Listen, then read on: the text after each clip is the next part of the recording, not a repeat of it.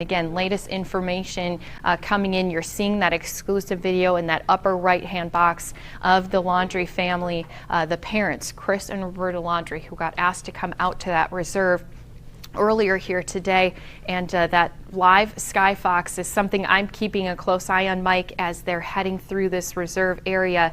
I'm interested to know, what are we going to see once we stumble upon this exact scene? Are we going to see, since a coroner's been called out to this site, are we going to see a tent put up? Because in a lot of cases, we know exactly what that could mean.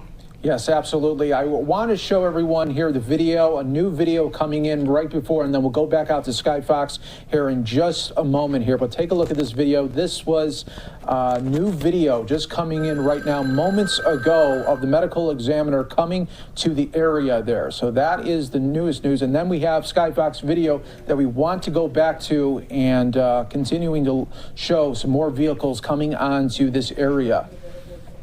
Yeah, it looks like, again, we've seen a lot of different tools and equipment and personnel who've been going through this area ever since, again, Brian had been reported missing. And even so with that, Mike, I want to point out to our viewers who may not have stayed on top of this story day in and day out like we have for our viewers, but that timeline has been a little bit changing ever since the Brian Laundrie family has said that he went missing. So first they had reported him, he had went to go hiking. They had went to the Carlton Reserve, saw the car there. They came back. They went back to the reserve. There's been so many different stories coming from Brian's disappearance, but we do know that he possibly could have left a day earlier than what Chris and Roberta had originally reported.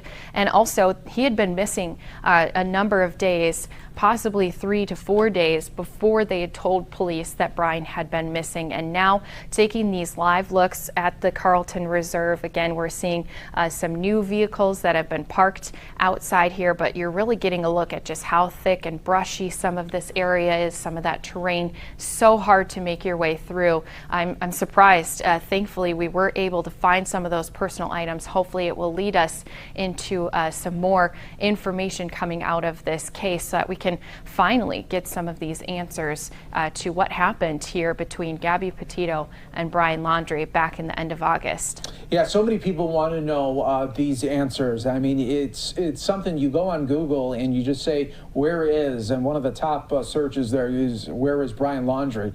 And so very, very big story right here that continues to get a lot of attention. Anytime we post something, anytime we bring new information, a lot of eyes always on it. And now this is some fresh video Skyfox is able to show us here of this active investigation happening right now at the trail at this creek park right now. You know, Mike, we have talked a lot about also how Gabby Petito's death ruled a homicide. Of course, we had heard then and brought to all of our viewers that live press conference with the Teton County Coroner, Dr. Brent Blue. He had then reported that her death was by strangulation. And we've actually talked with our own experts here with us on LiveNOW from Fox. I talked with a person who has not only worked in a medical examiner's office, but also who's gone out to these crime scenes, especially when a body is found. So I'm not saying one has today, but we've talked to them and they said how important it is for these people to come in, write up these reports, exactly how this body may have been found. They also talk about exactly how many different details they have to write up before then it would be moved to the actual coroner's office and at the facility. So again, Coroner been brought out here to this reserve, and we're taking this live look as Skyfox circles above. We've come upon this area now where we are seeing a lot of these new police vehicles being brought out to. So you can just see why some of those search efforts may have been difficult as we're making our way across the tops of some of these trees. You can't see through them, so some of the tools that they may have been using might not have been very successful during that search for Brian. But now, of course, we know today the efforts have led them at least to finding some items that belonged to Brian, and we're just waiting to hear why the coroner has been brought out to this site where Brian's belongings were found, and why were the parents brought out also to this area earlier here this morning.